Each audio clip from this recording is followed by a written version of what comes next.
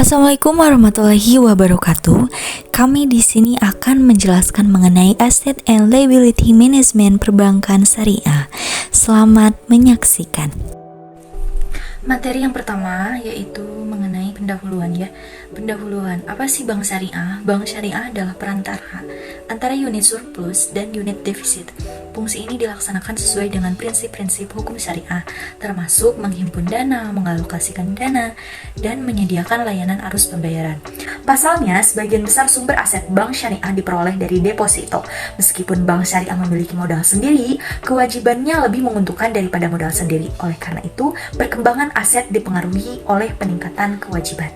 Bank syariah menerapkan ALMA, Asset Liability Management, yang merupakan sisi dua neraca di mana sisi pasifa yang menggambarkan sumber dana dan sisi aktiva yang menggambarkan penggunaan dana yang harus dikelola pada aktivitas perbankan. Salah satunya adalah pengelolaan aset liabilitas. Pengembangan aset dipengaruhi oleh meningkatnya liabilitas. Prinsip yang digunakan perbankan syariah dalam meningkatkan keduanya dengan cara menerapkan akad wariah dan akad mudharabah. Sekarang penjelasan mengenai aset. Aset adalah sesuatu yang mampu menimbulkan aliran kas positif atau manfaat ekonomi lainnya, baik dengan dirinya maupun dengan aset lain yang hanya didapatkan oleh bank Islam sebagai hasil dari transaksi atau peristiwa di masa lalu. Sekarang penjelasan mengenai liabilitas. Apa sih liabilitas? Jadi liabilitas adalah kewajiban yang berjalan untuk memindahkan aset, meneruskan penggunaannya, atau menyediakan jasa bagi pihak lain di masa depan sebagai hasil dari transaksi atau peristiwa di masa lalu. Memasuki materi yang selanjutnya, yaitu akan mengenai penjelasan penghimpunan dana berdasarkan prinsip wadiah. Pengertian wadiah. Wadiah dapat diartikan sebagai titipan dari satu pihak ke pihak lain, baik individu maupun badan hukum yang harus dijaga dan dikembalikan kapan saja si penyimpan menghendakinya. Tujuan dari perjanjian tersebut adalah untuk menjaga keselamatan barang itu dari kehilangan, kemusnahan, kecurian, dan sebagainya. Yang dimaksud dengan barang di sini adalah sesuatu yang berharga seperti uang, barang, dokumen, surat berharga, barang lain yang berharga di sisi Islam. Bank sebagai penerima titipan tidak ada kewajiban untuk memberikan imbalan, dan bank syariah dapat mengenakan biaya penitipan barang tersebut. Kemudian adapun jenis-jenis dari prinsip wadiah yaitu ada dua. Yang pertama, wadiah yad al-amanah dan wadiah yad ad-domah. Apa sih wadiah yad al-amanah? Dengan karakteristik merupakan titipan murni. Barang yang dititipkan tidak boleh digunakan atau diambil manfaatnya oleh penitip. Sewaktu titipan dikembalikan harus dalam keadaan utuh, baik nilai maupun fisik barangnya. Jika selama dalam penitipan terjadi kerusakan, maka pihak yang menerima titipan tidak dibebani tanggung jawab. Sebagai kompensasi atas tanggung jawab pemeliharaan dapat dikenakan biaya titipan. Seperti itu. Dan wadiah yad ad-domanah adalah pengembangan dari wadiah yad al-amanah yang disesuaikan dengan aktivitas perekonomian. Penerima titipan diberi izin untuk menggunakan dan mengambil manfaat dari titipan tersebut. Penyimpan mempunyai kewajiban untuk bertanggung jawab terhadap kehilangan, kerusakan barang tersebut. Semua keuntungan yang diperoleh dari titipan tersebut menjadi hak penerima titipan.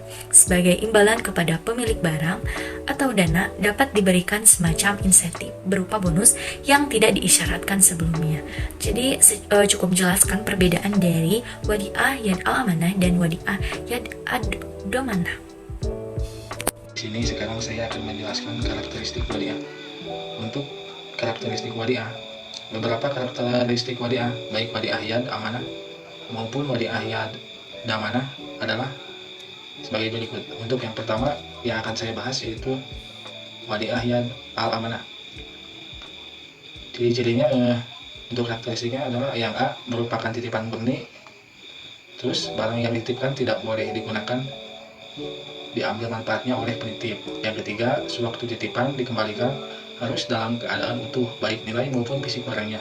Jika selama dalam penitipan terjadi kerusakan, maka pihak yang menerima titipan tidak dibebani tanggung jawab. Untuk yang kelima, sebagai kompensasi atas tanggung jawab pemeliharaan dapat dikenakan biaya titipan. Untuk yang kedua, wadiah yad damanah. Poin pertama, merupakan pengembangan dari wadiah yad al-amanah yang sesuai dengan aktivitas perekonomian. Untuk karakteristik keduanya, penerima titipan diberi izin untuk menggunakan dan mengambil manfaat dari titipan tersebut atau tidak idle. Ketiga, penyimpanan mempunyai kewajiban untuk bertanggung jawab terhadap kehilangan atau kerusakan barang tersebut. Yang keempat, semua keuntungan yang diperoleh dari titipan tersebut menjadi hak penerima titipan. Yang kelima, sebagai imbalan kepada pemilik barang atau dana, dapat diberikan semacam insentif berupa bonus yang tidak disyaratkan sebelumnya. Untuk yang ketiga, penerima titipan dalam transaksi wadiah. Yang pertamanya meminta ujrah atau imbalan atas penitipan barang atau uang tersebut. Yang kedua, memberikan bonus kepada penitip dari hasil pemanfaatan barang atau uang titipan wadiah yad amanah. Namun tidak boleh diperjanjikan dan besarnya tergantung pada kebijakan penerima titipan. Untuk selanjutnya, aplikasi prinsip wadiah. Aplikasi prinsip wadiah dalam perbankan adalah untuk produk tabungan wadiah dan giro wadiah. Yang pertama, giro wadiah. Dalam Fatwa Dewan Syariah Nasional ditetapkan ketentuan tentang giro wadiah. Fatwanya pada tahun 2006, yaitu yang poin pertama bersifat titipan. Selanjutnya, titipan bisa diambil kapan saja, on call. Yang ketiga, tidak ada imbalan yang disyaratkan kecuali dalam bentuk pemberian ataya yang bersifat sukarela dari pihak bank. Mekanisme giro atas dasar akad wadiah. Pertama, bank bertindak sebagai penerima dana titipan dan nasabah bertindak sebagai penitip dana. Untuk yang kedua, bank tidak diperkenankan menjanjikan pemberian imbalan atau bonus kepada nasabah.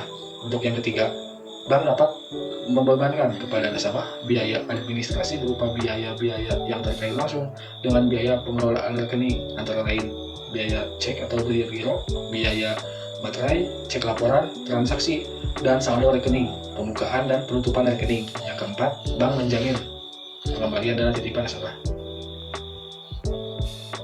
Untuk yang kelima, dana titipan dapat diambil setiap saat oleh nasabah. Selanjutnya, tabungan wadiah. Simpanan yang penarikannya hanya dapat dilakukan menurut syarat tertentu yang disepakati, tetapi tidak dapat ditarik dengan cek atau alat yang dapat dipersamakan dengan itu. Fitur mekanisme tabungan atas dasar akad wadiah. Mekanisme yang pertama, bank bertindak sebagai penerima dana titipan dan nasabah bertindak sebagai penitip dana. Untuk yang kedua, bank tidak diperkenankan menjanjikan pemberian imbalan atau bonus kepada nasabah. Yang ketiga, bank dapat membebankan kepada nasabah biaya administrasi berupa biaya-biaya yang terkait langsung dengan biaya pengelolaan rekening, antara lain biaya materai, cek laporan transaksi, dan saldo rekening, pembukaan dan penutup rekening. Untuk selanjutnya, bank menjamin pengembalian dana titipan nasabah. Yang kelima, dana titipan dapat diambil setiap saat oleh nasabah. Beberapa karakteristik wadiah, baik wadiah yad amanah maupun wadiah yad amanah, adalah sebagai berikut. Yang pertama, wadiah yad amanah. Poin A, merupakan titipan murni. Poin B, barang yang dititipkan tidak boleh digunakan atau diambil manfaatnya oleh penitip. Poin C, dikembalikan harus dalam keadaan utuh. Poin D, jika selama terjadi kerusakan, maka pihak yang menerima titipan tidak dibebani tanggung jawab.